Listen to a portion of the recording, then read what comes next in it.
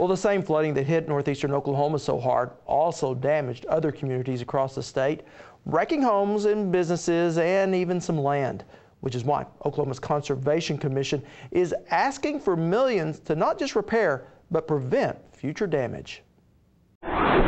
When the sky opened up this past August 19th, parts of Caddo County received as much as 12 inches of rain in just 5 hours.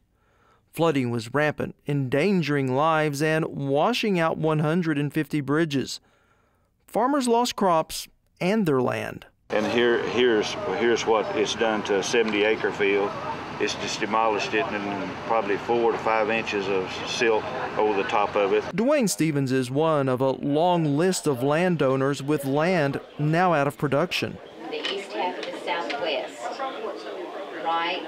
To date, over 2,000 emergency assistance applications have been filed at the local conservation office, with a price tag close to $10 million. We've seen gaps across fields as wide as 18 feet. We've seen ponds that have lost dams, structures that have cuts through them that are 55 feet deep. And so the damage is extensive, and repairs are going to be a long time to get fixed. And damage along the creeks where dikes were broke out has put silt in fields that are going to be definitely a long-lasting effect to those producers. Flowing 3,000 gallons a minute. Which is why a group of lawmakers and conservation officials toured just some of the damage. Land eroded by rushing water. Now, it's easy to see just how dramatic the flooding was here in mid-August. Off to my right and off to my left, there's about a 30-foot gap of land that washed away that eventually took out an entire roadway. This is used a lot for transportation across, so there's hundreds of people that use this road daily. But no more. A 100-foot gash now cuts through the roadway that plunges then another 100 foot down, making any repair here both difficult and costly, something officials with the Natural Resource Conservation Service say will affect everyone. Not only from a flood control standpoint, but also transportation. But what is inconvenient for motorists has become devastating for landowners. Farm fields are now gullies, completely eroded and unusable.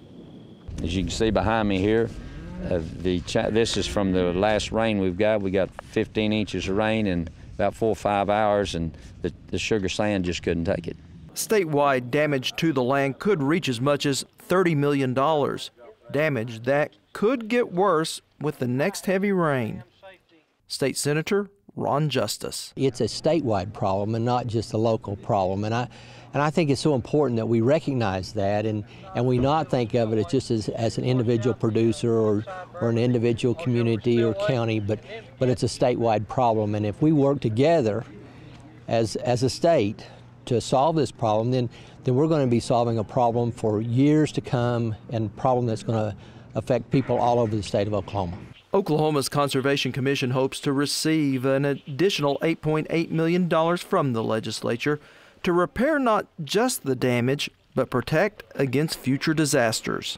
The conservation infrastructure has been seriously damaged, and we need to repair that damage. We had flood control structures across this state, 2,100 of them, that held and prevented maybe $350 million worth of damage.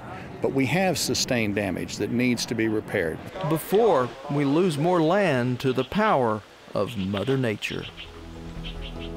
Well, to see how an FFA chapter is helping some fellow school children hurt by the floods, just go to okhorizon.com and click on this week's Value Added.